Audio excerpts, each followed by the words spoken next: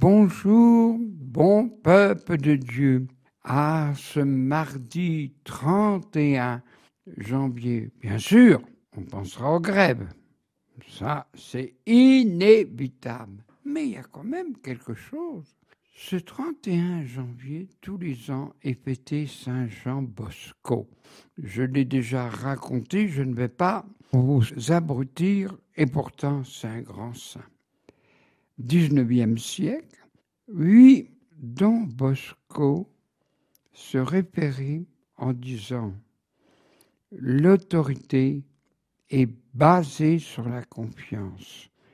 Pour les enfants, jamais les prendre avec dureté, ni les disputer, ni les avoiner devant le public, mais toujours les prendre avec douceur, avec patience.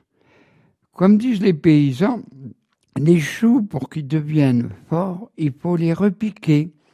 Et Jean pratiquait cette maxime.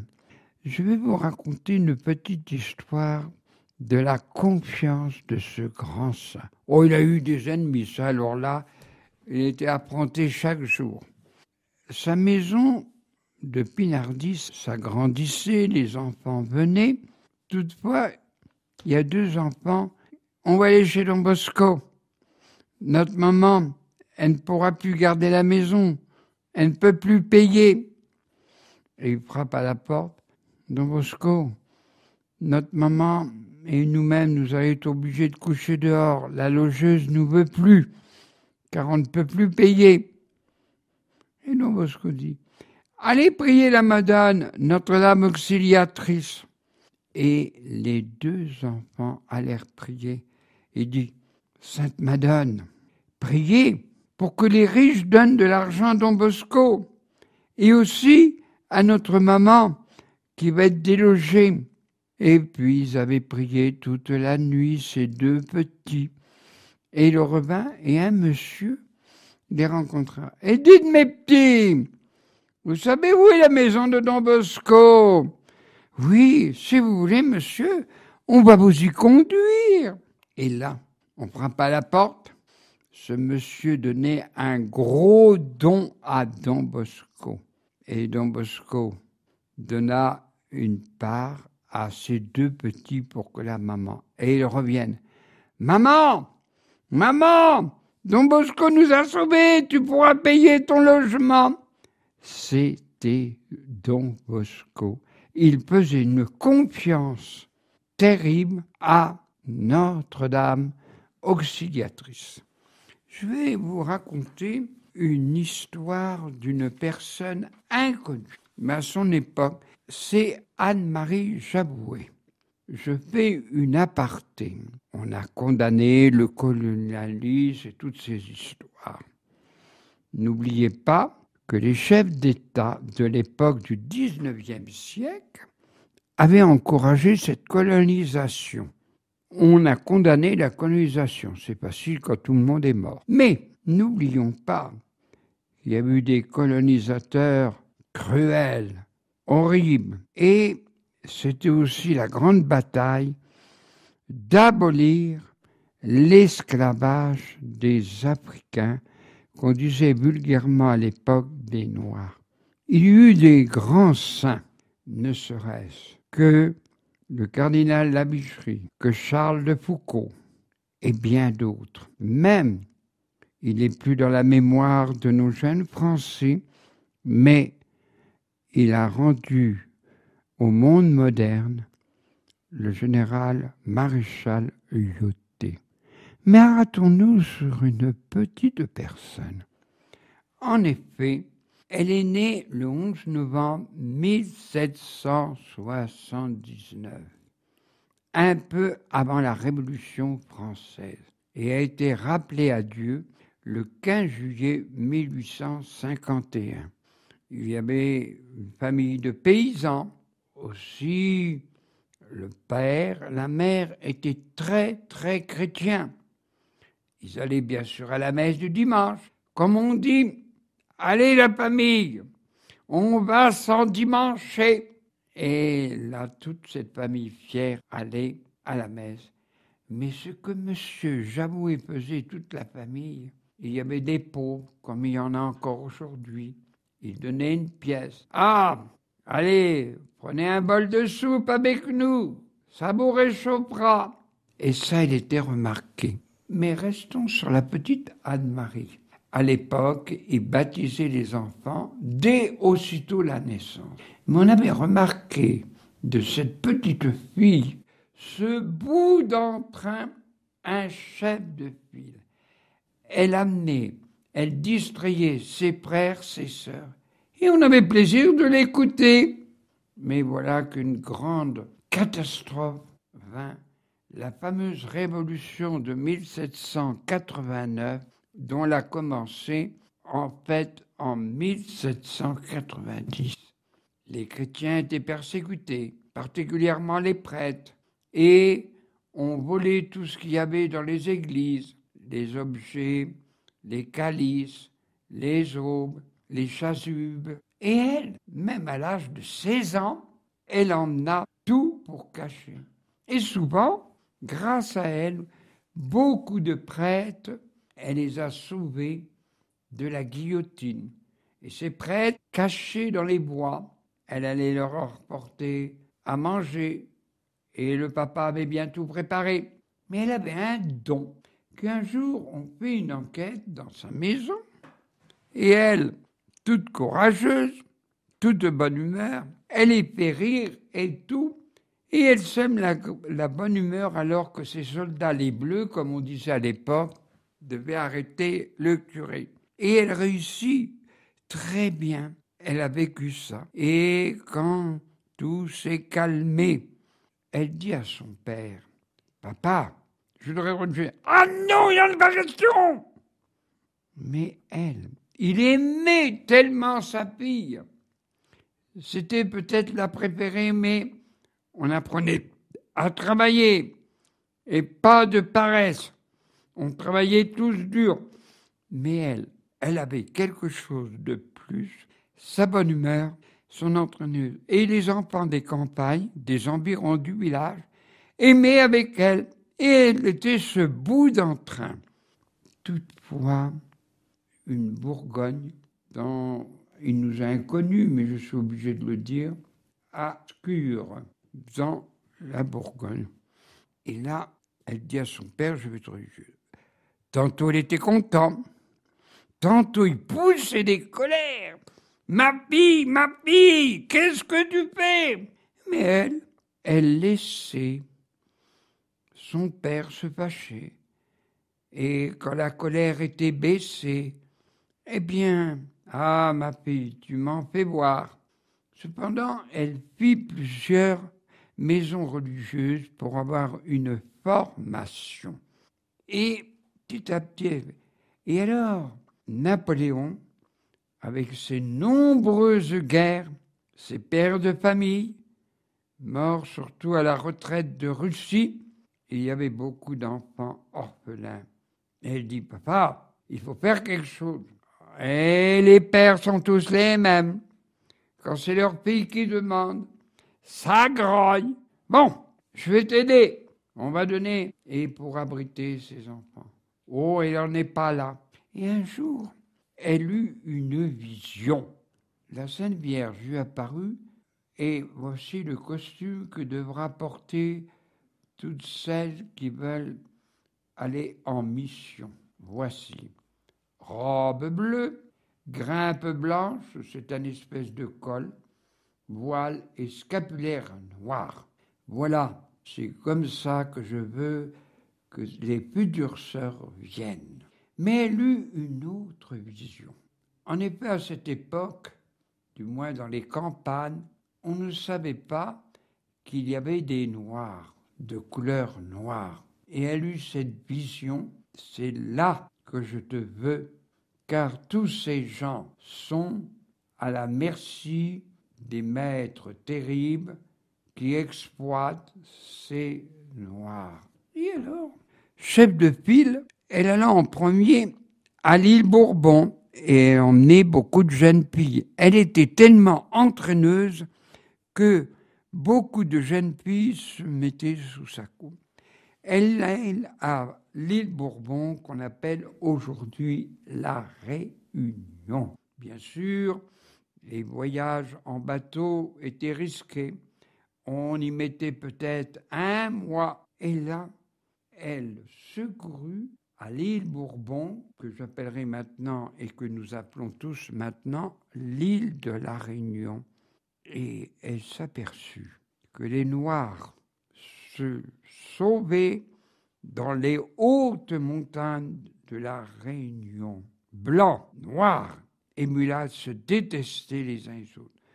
On ne sait pas comment elle a fait, mais elle arrivait à apaiser tous ces gens. Il est vrai que ça nous dépasse. Même le gouvernement de l'époque, qui était le roi Philippe, c'est pour vous situer dans le temps. Ensuite, elle put solliciter au Sénégal quelques sœurs, 6, 7, allaient avec elle. Et là, elle fonda un hôpital, sabbat de soie pour un chrétien. Elle fit faire une chapelle. Et elle alla une île en face du Sénégal, que de mémoire on se souvient, Gorée, qui est une île où les Noirs étaient en attendant enchaînés sur cette île pour les emmener en Amérique du Sud. Aussi, on la demanda plus bas que le Sénégal, en Sierra Leone. Là, elle avait ce don, mais que je suis surpris. Elle s'occupait des malades, toutes sortes. Mais elle vit une chose terrible. Elle vit le marchandage des esclaves. Horrible. Et parmi les esclaves, il y a une petite fille qui voulait « Je veux voir maman, ma maman est là, ma maman est là ». On toléra qu'elle sortît et elle reconnut sa mère. Mais la plus grande souffrance, la mère devait retourner comme esclave et elle aussi, c'était terrible. Eh bien, la sœur Anne-Marie acheta cette petite et elle s'attacha. Pas à pas, elle dit « Tu es ma seconde maman ». Et voilà que la sœur Anne-Marie Javoué tombe malade. Et la petite fille adoptée priait intensément.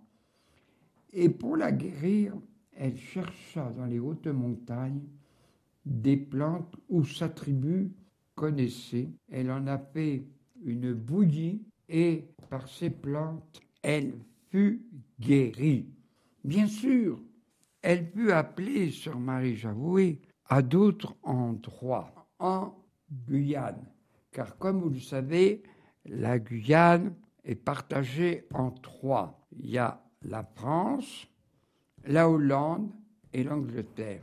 Mais la Guyane, pour vous situer géographiquement, se trouve, si vous voulez, au-dessus du Brésil, où la forêt amazonienne a été dans la Guyane. Et là, elle voit ces terres. En effet, les gens qu'on envoyait là-bas pour exploiter le bois, les terres et tout, ils ne s'entendaient pas. Il n'y avait pas un véritable chef. Cela nous surprend pour l'époque du 19e siècle. Elle y alla avec ténacité, avec grande charité, elle remit de l'ordre et elle fit venir des enfants orphelins qui avaient perdu leur papa à cause de Napoléon Ier. Elle dit, ils auront du travail. Et bien sûr, on exploita ces terres riches et elle mit la paix. Et les personnes noires, car il y avait en Guyane des blancs, mais beaucoup de noirs qu'on avait été chercher à Gorée en face du Sénégal. Et là, les Noirs l'aimaient beaucoup. C'est bien que des représentants du gouvernement du roi Louis-Philippe vint voir et dit « Mais qu'avez-vous fait, ma sœur, pour mettre tous ces gens ?» Eh bien, je leur ai trouvé du travail et ils sont heureux. Toutefois, je suis obligé de vous raconter, elle dut lutter terriblement contre l'esclavage. Et ceux qui exploitaient les Noirs gagnaient beaucoup d'argent et elle a eu des ennuis. Mais elle, toute sereine, toute confiance en Dieu, alors on faisait des... Elle achetait, je ne dis pas l'argent parce que ça n'avait pas la même valeur qu'aujourd'hui, elle les achetait et elle en a acheté 10. C'était déjà énorme, énorme. Mais ce qui s'est fait répéter, oh quelle horreur! Quelle horreur, je suis obligé de vous le dire. Un noir ne travaillait pas assez vite et ce cruel homme qui ne mérite pas de porter ce nom pendit cet homme, mais le plus horrible. Il le fit brûler et pour activer le feu, on l'embaumait de l'huile. Quand je vous dis cette histoire vraie, j'en tremble. Mais cependant, l'opinion de la France, je dis que la France, il y avait d'autres pays qui exploitaient, mais c'est pas la peine, on parle de chez nous. Eh bien, un député très célèbre, c'est Lamartine, à l'Assemblée nationale, lutta, mais il a fallu des années pour empêcher cet esclavage. Aussi en Guyane, j'ai oublié de dire le nom, mais je vous ai situé quand même l'endroit, le territoire de Marana. Restons sur le mot la Guyane française. Et cette femme a été à toute épreuve. Quand on fait du bien, n'oubliez jamais qu'il y a des ennemis, surtout les exploiteurs des Noirs. Ils essayèrent de la tuer. Et un me dit, ma sœur, ne sortez pas, ils ont prévu de vous noyer. Elle dit non, on y va. Et le traître est obligé de guetter quand est-ce qu'on pourrait la noyer et tout. Miracle, elle ne fut jamais tuée ou un attentat, elle était toujours là. Mais qu'est-ce qu'elle voyageait? J'en suis sidéré par rapport à l'époque. Elle a fait la Guadeloupe, la Guyane, puisqu'on en parle longtemps, mais à la Guadeloupe, il y a eu une épreuve. Des sœurs s'installaient, hôpital, chapelle, instruction, mais ils ont eu une terrible épreuve, que dans ces deux îles, la Guadeloupe, il y a eu une tempête énorme, ce qu'on appelle aujourd'hui la tornade. Tout tomba et pendant 3 ans, ils souffrirent. Même, elle a envoyé des sœurs Pondichéry, comme on disait, le comptoir de la France en Inde. Aussi, on est étonné. Mais cependant, elle revint en France et les voyages duraient 10 jours, 1 mois. Et la France eut 2 révolutions à l'époque de Anne-Marie Jamounet. La révolution de 1830, la révolution de 1848. Mais elle était tellement connue que quand elle traversait les barricades, c'est Anne-Marie Jamounet, la bienfaitrice des pauvres. Et elle passa, sema la paix, comme une autre sœur très inconnue, ce fut la sœur Rosalie. Qu'est-ce qu'elle a de plus? Alors elle est revenue en France plusieurs fois, et à chaque fois qu'on la voyait, les sœurs qui l'avaient suivie, eh bien, dès sa présence, elle avait le don de calmer. Mais cependant, elle dit à ses sœurs, ayez toujours une charité. Demandez-vous pardon les unes et les autres pour les petites histoires. Tenez bon, soyez fermes. Mais il faut bien dire que de tous ces voyages qu'elle faisait, elle intercédait beaucoup pour les prisonniers, pour les fauteurs de troubles.